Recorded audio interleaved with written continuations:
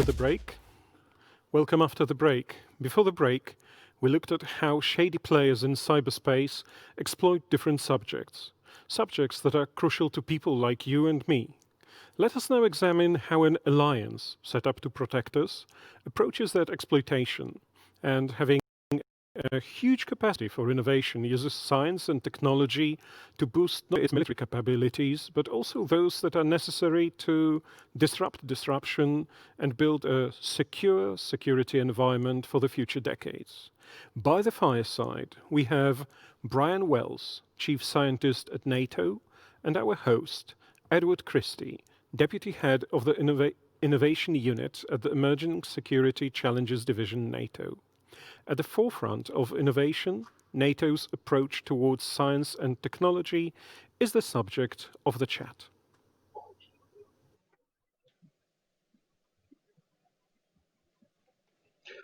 Hello, Bryan. Can you hear me? I can hear you very well, thank you, Edward.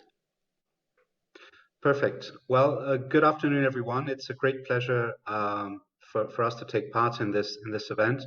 So, my name is Edward Christie. I'm the Deputy Head of the Innovation Unit at NATO headquarters, and I'm joined for this conversation by Dr. Bryan Wells, who, as mentioned previously, is NATO's Chief Scientist and a very distinguished and experienced actor on the questions that we are going to tackle today. So, Bryan, let me open right away with a sort of strategic big picture question.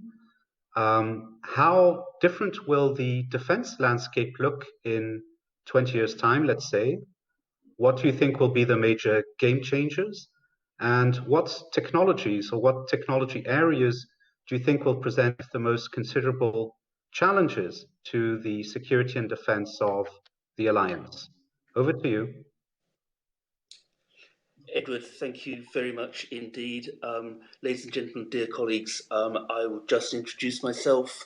I'm Bryan Wells, the NATO Chief Scientist, and in that role, I really have two functions. The first is the Principal Scientific Advisor to NATO leadership here in Brussels, and I also chair the NATO Science and Technology Board, which is composed of the Defence R&T directors of the nations and partners. Edward, in looking at this question, I want to start by setting out how I see the general technology trends of current and future technologies and how they differ from technologies of the past. And then I'll start looking at a few of the individual game changers, as your question indicates. So, first of all, if we look at the technology of the past and the technology of the future, it is very noticeable how modern technologies are very much driven by the civil sector rather than the defence sector. We've only got to think of autonomy, of data science, etc. These are areas where civil investment massively outspends defence investment. And so in many areas, defence is looking at the civil market for a number of cutting-edge technologies. The second thing I'd like to highlight that's different from the past is that a lot of technologies are getting cheaper, more easily obtainable, and easier to use. We've only got to think of satellites, for example. A generation ago, satellites were hugely expensive. They were the preserve of a few technologically advanced nations. And now we see with CubeSats, for example, these are very cheap and they are readily available to very many countries. If we look at other technologies, gene sequencing, for example, these are available not only to states, but also non-state actors. So the readiness and easy availability of these technologies can be an opportunity for us, but also a threat in the sense that they could be used against us.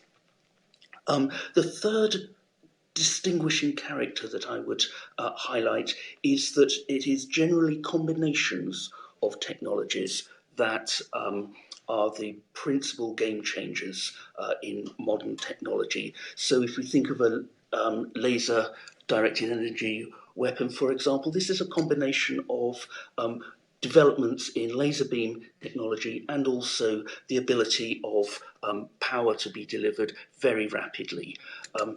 And taking that idea that it's combinations of technologies that really make the difference, I would answer your question in terms of what are the game changers. It's the nexus around machine learning, big data and autonomy. Very little that we will be doing in the future will not be informed by those three elements. And used together, machine learning, big data and autonomy, that has the power to make the real game-changing differences for the alliance. But equally, it can make the game-changing differences for our potential adversaries, and so we need to be able to know how we can defend ourselves against them. Thank you, Bryan. Well, following on directly from what you just said, bearing in mind the big role of the civilian sector and looking at some of the technology areas that you mentioned, like artificial intelligence, big data analytics, autonomy and robotics, and others, how good are we at NATO, or how good is the alliance in these technology areas? Obviously, there's a lot of talk about China catching up. How do you see that question? How good are we in these various areas? Over. Thank you. That's a very fair question, and we must recognise the challenges here, and we must make sure that we maintain our technological edge. But I would argue that in doing so, NATO has a number of strengths that it can use to its advantage. We've only got to look at the strength of the academic systems of NATO and its partner countries. So 18 of the top 20 universities in the world are on the soil of NATO allies, so that we start with a very high intellectual content of our scientists. And science is inherently international. We've only got to think of the CERN laboratory just outside Geneva, to think of the very highly international nature of science. And NATO mirrors that in its own science and technology organisation. This is a network of scientists, over 6,500 scientists in allied nations and partners, and they are amongst the best in the world. They work together under a NATO umbrella, as well as doing their national jobs, either for the governments, for industry, or for academia. And at any one time, the NATO Science and Technology Organisation has about 300 research projects ongoing, and the combined worth of that is around 300 million euros per annum. So we are talking of a very significant investment by the Allies in cutting-edge defence, science and technology. The sort of work we do can range anything from organising a conference to a 3 or 4 year research task that will have very specific outcomes as a result of that. And in terms of the cutting-edge technologies that we are focusing on today, around 200 of the overall 300 research projects are directly related to emerging and disruptive technologies. So we do have strengths. We recognise that there are challenges. We are constantly looking at our forward programme to make sure that it is relevant to the allies and partners. And most importantly of all, we are building on our strengths of our scientific base. The scientists showed their worth, incidentally, in the early stages of the COVID-19 pandemic. I set out a set of challenges of areas in COVID-19 where the nations had asked me as chief scientist to draw on the expertise of the Science and Technology Organisation. They responded magnificently, as well as doing their national jobs as well. They were able to provide me with advice on answers to some very specific questions, which were of great value to the nations in putting forward their own ways of responding to the pandemic. Thanks very much, Brian. If I may now switch to a more policy-oriented question, Yep. because in effect, what you've laid out is a set of technologies. There's several technology areas.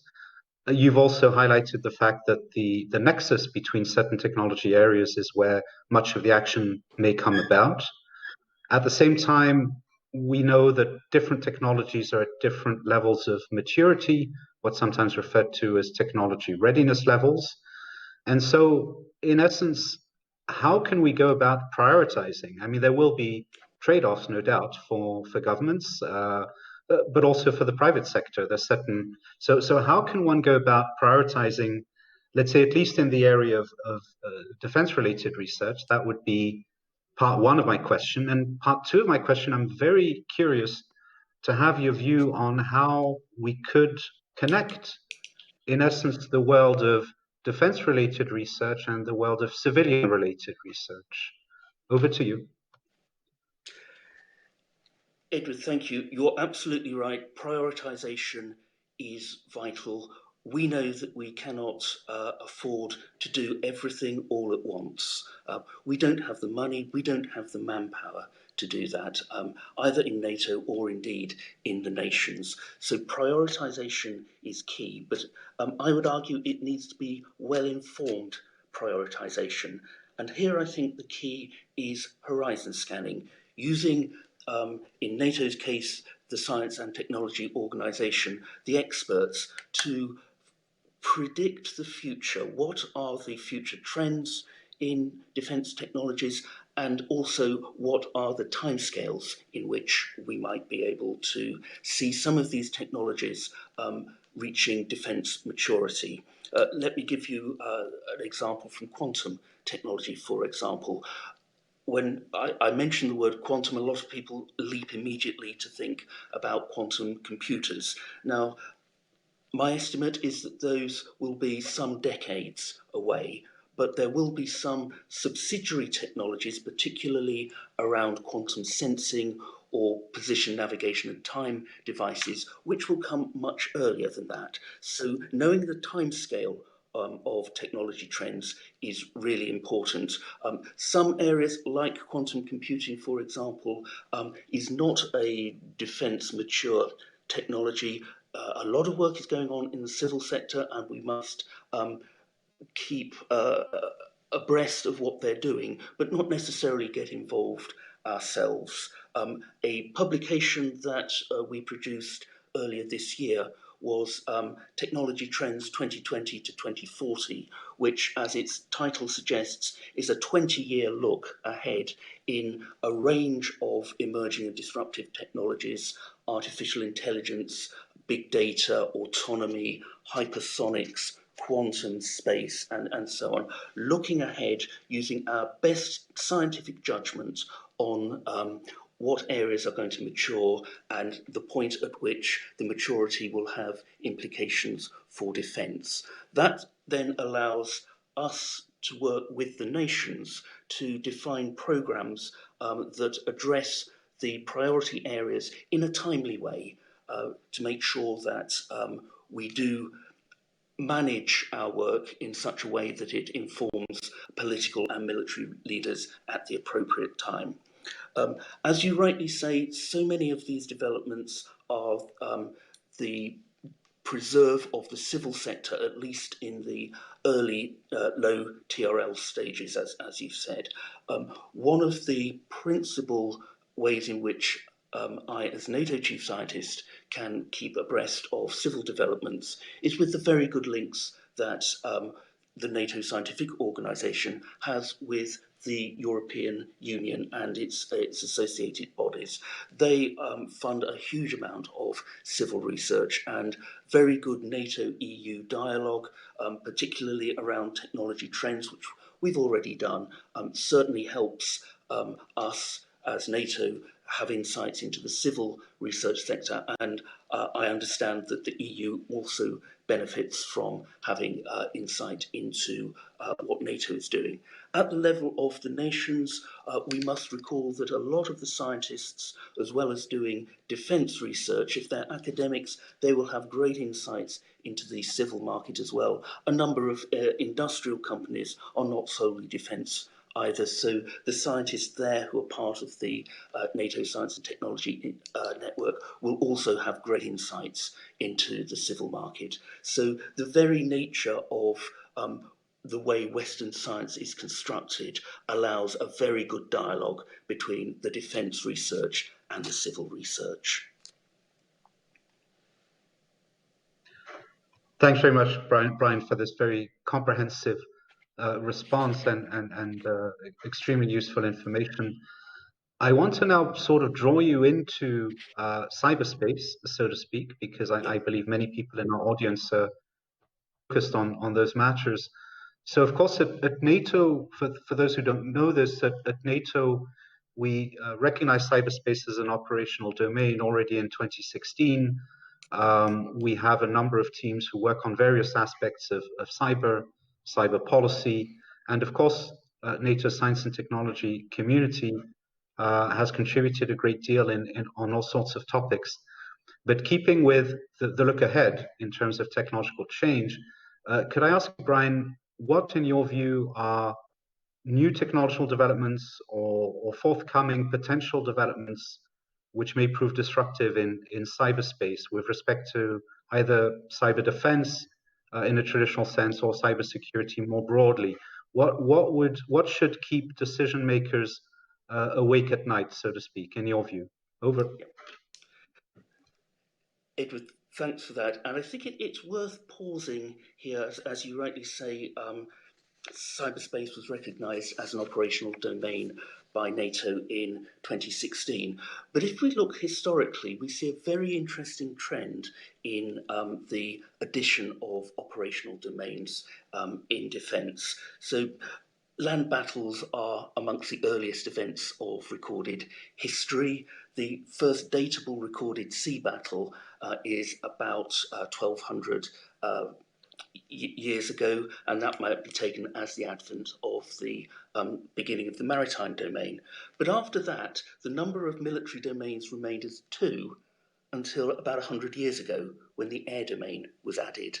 And then over the last 5 years, NATO has added first cyber domain and now space as an operational domain. So that gives a very graphic indication of the sort of pace at which warfare has changed in recent years.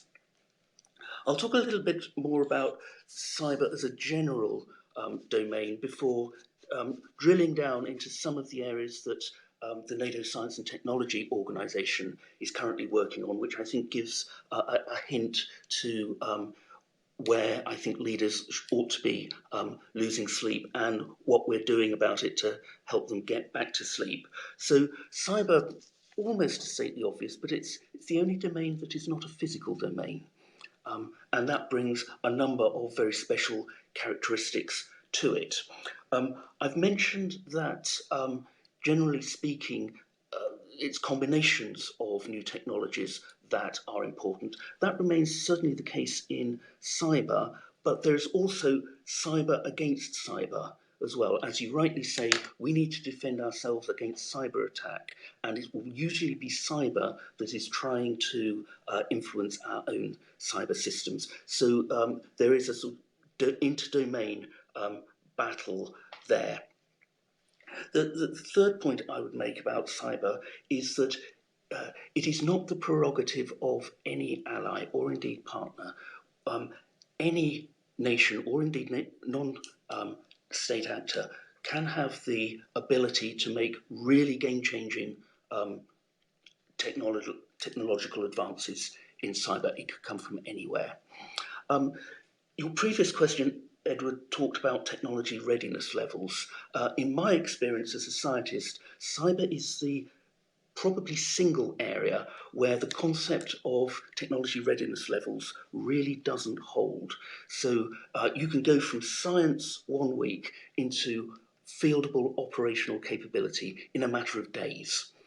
And linking that sort of evolution with the more traditional TRL evolution that we are familiar with the multi-year development, that is a very difficult mix to ensure.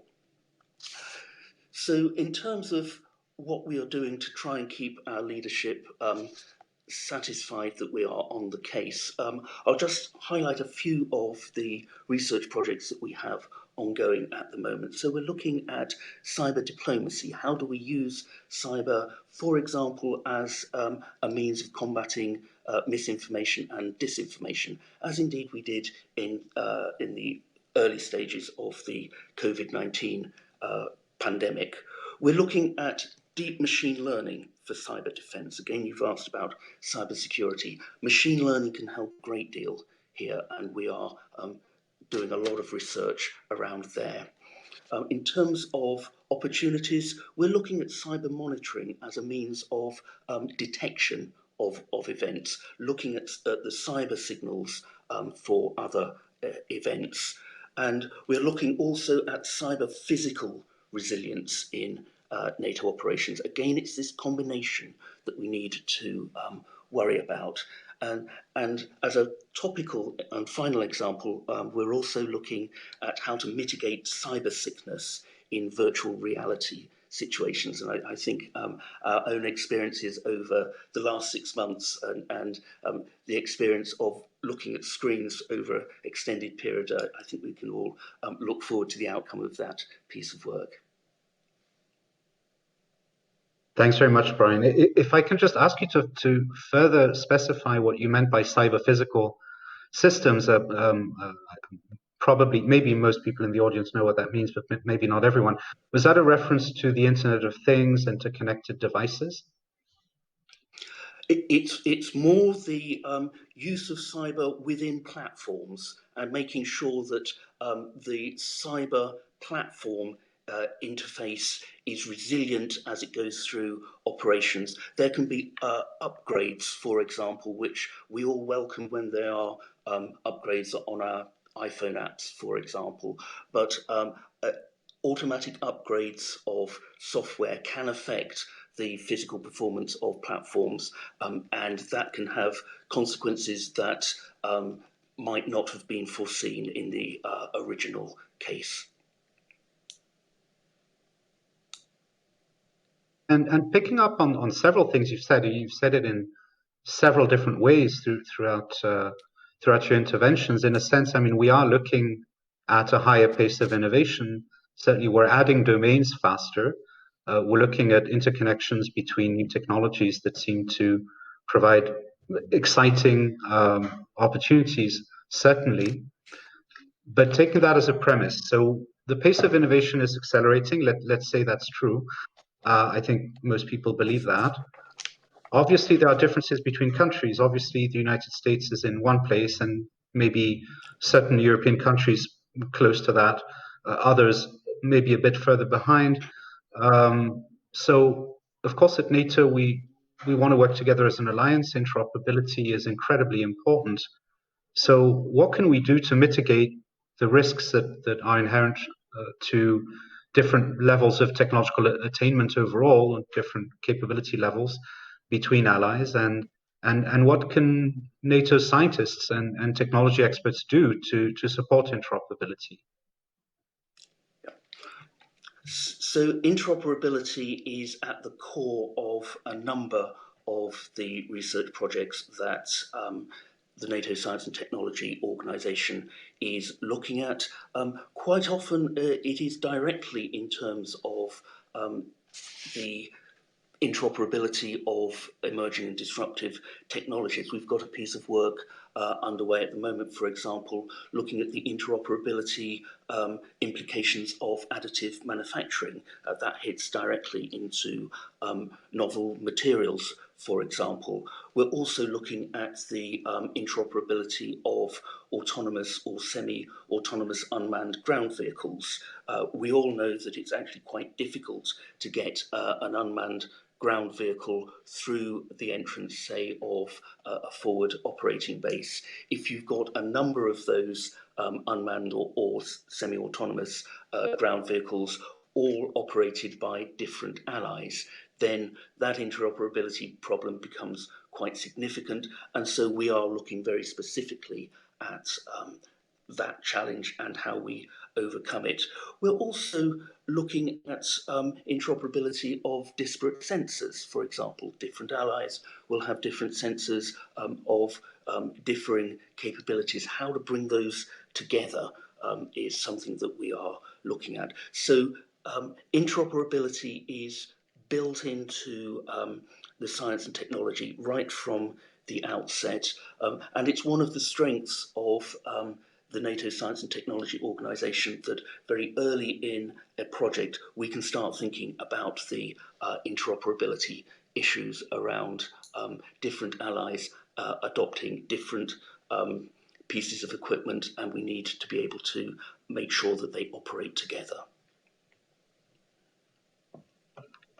Thanks very much, Bryan. And I just have one closing question, which is in two parts. Very concretely, you described the network of science and technology experts that we have across NATO through the Science and Technology Organization. So maybe part one of the question, very briefly, is to what degree do we really have science and technology experts from absolutely all across the alliance, from every corner of Europe and North America? I assume that's going to be a yes, but I'll leave that to you. And then the second question is, to the extent that we have in the audience people who are interested in contributing to the activities of the STO, people with a scientific background who feel they can contribute, what is the best way to approach the STO and get involved? Over. Edward, thank you very much. Yes, we do have very good representation across all allies. Each ally brings its own particular added value, added strengths. I should also say that we've got some very good representation from partner countries as well. Again, a number of partners are very active in defence science, and their contributions are very much welcomed by all participating nations. In terms of anyone in the audience who is interested in joining, I think probably the easiest thing is to drop me an email. There will be contacts available from the organisers of this conference. What I would then do is forward those details to the national coordinator of the nation of the individual concerned. It's a national decision on allowing people to join the network.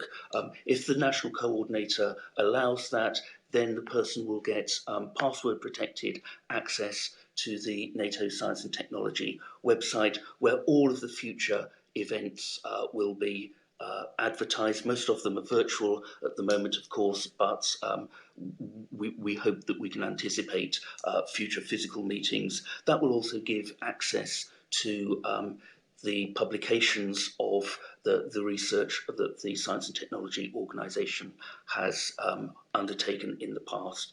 So the easiest way to facilitate that is, if anyone is interested in joining the STO, please get in touch with me, and then I can forward the details to the appropriate national contacts.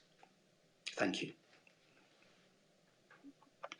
Bryan, thanks very much for your time, and thanks very much for these explanations. It's been absolutely fascinating. And with that, I'm going to sign off and hand back to the organizers. Thank you very much.